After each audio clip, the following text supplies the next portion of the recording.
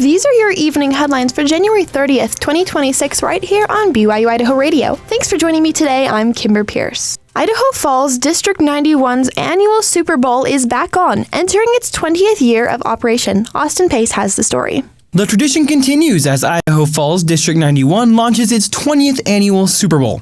The Super Bowl plays off the rivalry between Idaho Falls High School and Skyline High School, where the two schools compete to collect as many cans or financial donations as possible for the Idaho Falls Community Food Basket. We have a rich tradition here in Idaho Falls with our crosstown rivalry between Idaho Falls High School and Skyline High School.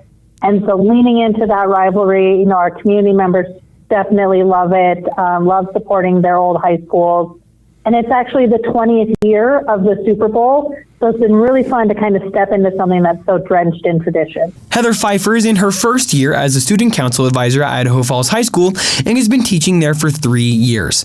She teaches a student government class that focuses on different leadership styles. This community service project is just a fantastic and unique opportunity for us to kind of lean into service leadership and really see how we can be leaders through serving our community. So that's been fantastic to see in my students. The rivalry is intense, but Pfeiffer says she enjoys seeing her students shift their mindset to something more service-oriented.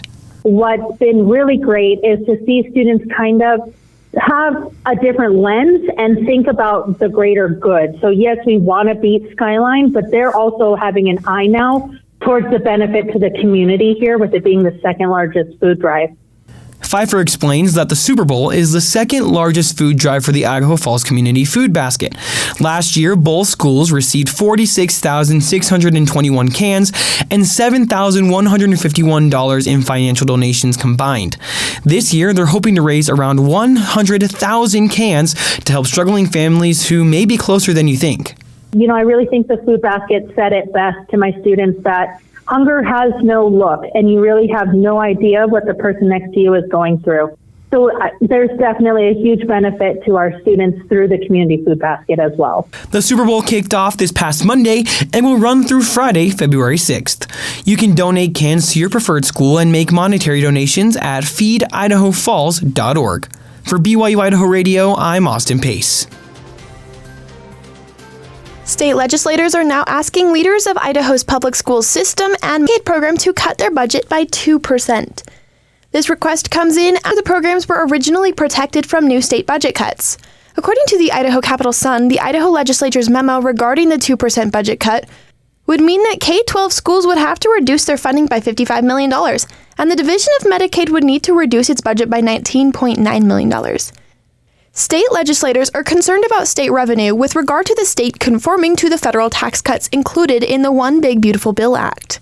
Months of revenue shortfalls, projected budget deficits, and years of tax cuts resulted in a reduction of the amount of state revenue available to fund the state budget. Then, Governor Little ordered all state agencies other than public schools to cut their spending by 3% last summer in an attempt to meet the federal tax cuts. Finally, a stronger than anticipated revenue collection in the month of December put Idaho back on track to have a budget surplus for the first time in months. On Monday, leaders from the Joint Finance Appropriations Committee released the original memo asking state agency directors to submit their plans for budget cuts for up to 2%. On Wednesday, they sent an additional memo clarifying that both K-12 public schools and Medicaid program are also required to submit budget cuts. According to IdahoEdNews.org, Thursday, State Superintendent Debbie Critchfield wrote a letter to JFAC telling them she will not recommend further cuts to the public school budget. Heading into the current legislative session, Critchfield reduced her budget request by $50 million after pulling a block grant that would have addressed about half of the state's special education funding gap. Additionally, Critchfield's budget included projected enrollment decreases, which would cut K-12 funding progressively over the next 2 fiscal years. Even with the superintendent's refusal to comply, the legislature can still cut K-12 spending. A pilot was injured when he crashed his plane yesterday afternoon at Palisades Reservoir. Bonneville County deputies responded to the crash after someone called around 2:30 reporting a small plane upside down in the snow. The pilot, a 74-year-old man from Alpine, Wyoming, suffered minor injuries but is okay. The plane crashed about a quarter mile from the Alpine airport. Both Alpine Search and Rescue and Starfire and ambulance assisted the deputies on the scene. The crash happened after the plane's wing caught on the ground and flipped it into the ground. Alpine Airport advised the pilot he had been flying too near the ground when it happened. The crash is still under investigation.